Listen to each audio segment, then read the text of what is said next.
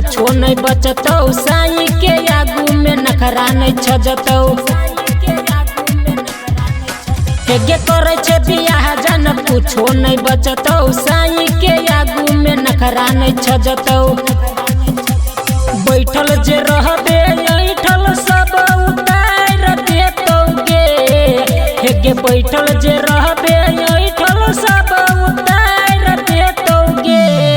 पहिले राति में सुती है भतार के साथे गर्मी झाड़ देतौगे।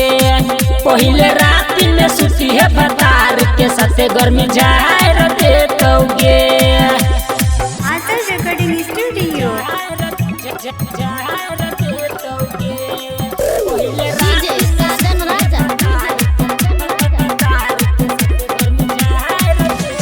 तोरे बनल खाना रोज रोज खैतौ, 12 बजे रात के बिछौना पयतौ। हेगे तोरे बनल खाना रोज रोज खैतौ, 12 बजे रात के बिछौना पयतौ। नहिरे के छही चसकल धके बजार देतौगे, हेगे नहिरे के छही चसकल धके बजार देतौगे। पहिले राति में सुती है भतार के साथे गर्मी झाड़ देतौगे।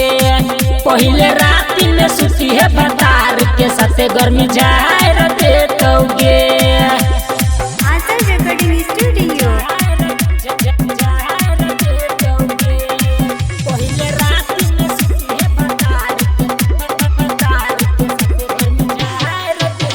ससुर जैबे तू कहिए जनबे, राइटर राजन ला सब दिन कनबे। हेगे ससुर जैबे तू कहिए जनबे, राइटर राजन ला सब दिन कनबे। रघुवीर राजो संतोष सबरिया संभाल लेतौगे, हेगे रघुवीर राजो ये जिया जी तो संभाल लेतौगे। पहिले राति में सुती है भतार के साथे गर्मी झाड़ देतौगे। पहिले राति में सुती है भतार के साथे गर्मी झाड़ देतौगे। हेगे करे छे बियाह जन कुछो नहीं बचतौ, साई के आगू में नखरा नहीं छजतौ।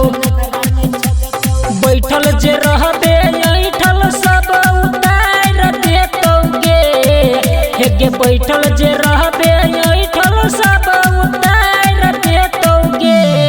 पहिले राति में सुती है भतार के साथे गर्मी झाड़ देतौगे। पहिले राति में सुती है भतार के साथे गर्मी झाड़ देतौगे। आदर्श रिकॉर्डिंग स्टूडियो, जाक बाजार, महत्तरी, नेपाल।